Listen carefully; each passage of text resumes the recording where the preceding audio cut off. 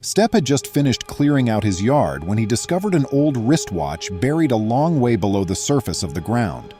Under the heavy coating of hardened dirt and sludge, was there an ancient Rolex buried away? Stephen paused. Was it better to throw the crumbling, filthy fragment in the garbage and go on? Or had he really struck it lucky and discovered a genuine treasure? Welcome to USA Stories channel. Do not forget to subscribe and activate the bell button to receive all new updates. Now let's go to the story. For the past 5 minutes, the jeweler had been studying the watch in silence. Stepp's enthusiasm and nervousness were getting the better of him. He hoped the jeweler would give him a price, an amount that would indicate if he had made a mistake or struck it lucky. For once in his life, Stephen longed for some good fortune, but optimism vanished as soon as he saw the jeweler's look. The jeweler tried to reply to Stephen with a stutter, but she was at a loss for words. Stephen reasoned that the jeweler was probably reluctant to declare the watch useless. When Stephen dug up his garden this afternoon, he never expected to discover anything. He expected to dig up stones and old roots, but not an antiquated clock. The watch was a happy accident. It looked nothing like a treasure, covered in a thick layer of filth. Instead, it looked like a bit of garbage. Since he had never lost a watch before, he was positive it wasn't his own. In addition, the watch appeared to have been buried here for a long time, even though he and his wife had only moved into this house a short while before. Stephen's first reaction was to give it a quick wash under the faucet in the hopes of finding a mark or other distinguishable characteristic. However, his wife talked him out of it the moment he brought up the notion. She'd never heard something so ridiculous before. Stephen thought this watch was unique, though. It had a narrative to tell, even though he was unable to put it into words. After talking it over, Stephen and his wife decided that taking the risk was acceptable.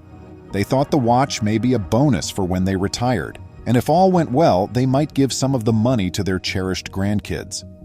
Over the phone, Stephen confirmed the watch cleaning appointment, expecting that in 2 days it will appear brand new. Upon presenting the watch to the watchmaker, the specialist was genuinely taken aback, yet composed. The cleaner had rarely seen a watch in such a dismal shape, and this one was particularly bad. Much to everyone's relief, the watch turned out to be in rather good condition despite the difficulty in getting rid of the dirt. Still, not every component of the watch remained whole. Stephen had hoped that the watchmaker might determine the watch's worth by looking at its model or brand. Though he secretly hoped it was a Rolex or something, that was sadly not the case. The cleaner had never seen a watch like this one before and was unable to locate any brand marks on it. He even did an internet search, but to no avail. The cleaner's discoveries really upset Stephen, yet all of a sudden disappointment gave way to enthusiasm. The watch was no longer merely a chance find in the garden once the cleaning was been finished. It had become a genuine investment after the expensive cleaning. But would this be a wise investment? It felt right, Stephen thought.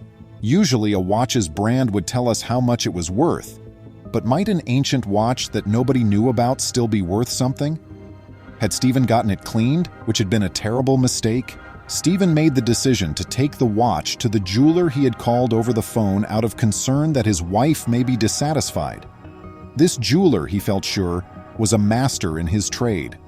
Compared to the cleaner, there was a considerably greater likelihood that the specialist would recognize the watch. Stephen might be able to turn a profit on this unique watch. He had already paid an astounding €250 for the cleaning alone thus far. Stephen was shocked to see the store empty when he eventually made it there, perplexed by the time he pulled out his phone with haste. He discovered his wife had missed a call when he was unlocking it. Did she know more, or was she merely checking in on the status quo? The jeweler is phoning.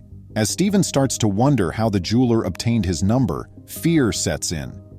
He inhales deeply before answering the phone. Stephen is asked by the jeweler if he has visited his business. Stephen pauses, questioning whether he made a mistake or possibly broke anything. Why is he being called by the jeweler? Stephen fears that the jeweler may be aware of his visit. The jeweler probes Stephen extensively, seeking to know what he saw, why he was there, and lastly, why he snapped a picture of the framed image. Overwhelmed by all the inquiries, Stephen attempts to leave the jeweler quickly. Why didn't he simply bring it up in the shop?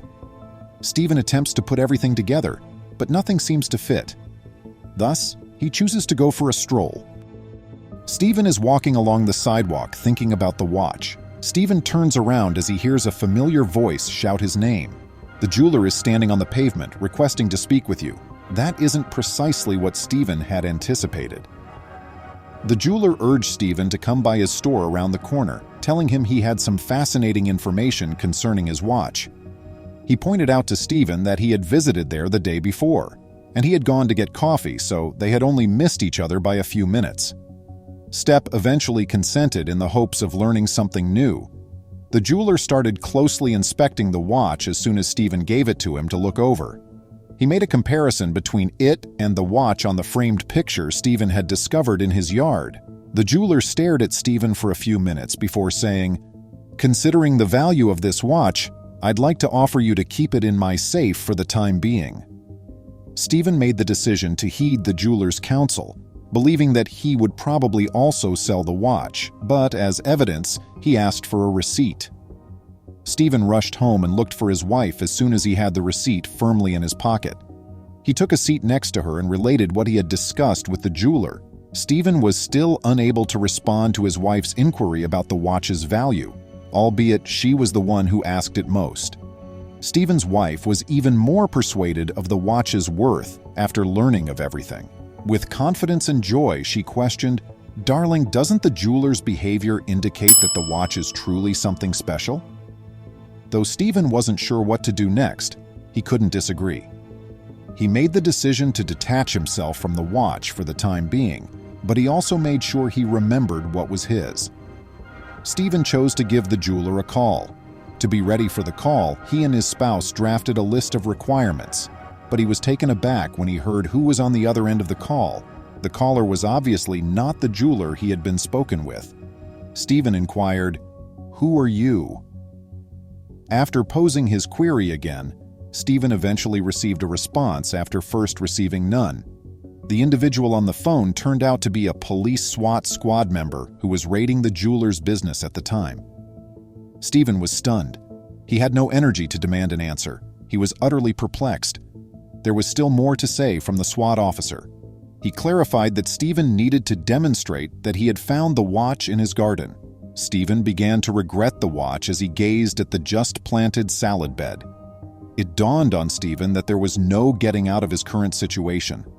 Furthermore, he was aware that proving his ownership of the watch would not be difficult. He had nothing to conceal, after all. He extended an invitation to the SWAT squad to visit his garden, where they could see the obvious signs of his digging. Stephen didn't anticipate, though, that the cops would come up to him right away. A few minutes later, Stephen's home was parked in front of other automobiles. The SWAT squad ignored Stephen and his wife and charged into the garden without pausing, who by then had returned home. While checking sure no one else entered the area, the cops cautiously collected mud samples from several locations across the garden. Stephen was forced to see the police's actions via the kitchen window. He saw someone putting a watch in a container to protect it from harm not long after the SWAT squad arrived. But it was obvious from the cops' grim expressions that Stephen's future was in jeopardy.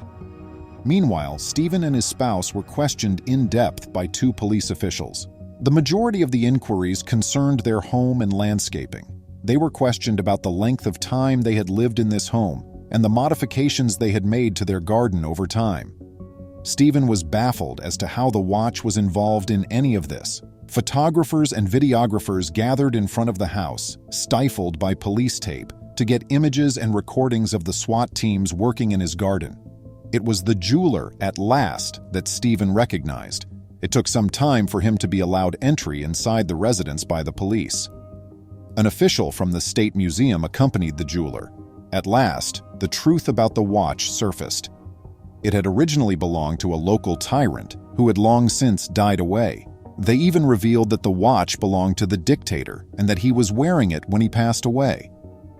Stephen and his spouse were overjoyed to learn that their finding would still provide some financial benefits despite all the costs, excitement, and bother. They were unsure about the watch's precise value, though. With great pleasure, the museum official disclosed the amount the museum was ready to pay, a staggering $35,000. With beaming smiles, Stephen and his spouse hugged and made plans for a little getaway. Please remember to subscribe to our channel, give us a thumbs up, and turn on the notification bell so you won't miss any of our videos. If you enjoyed the tale, the next video that plays on your screen will probably move you too.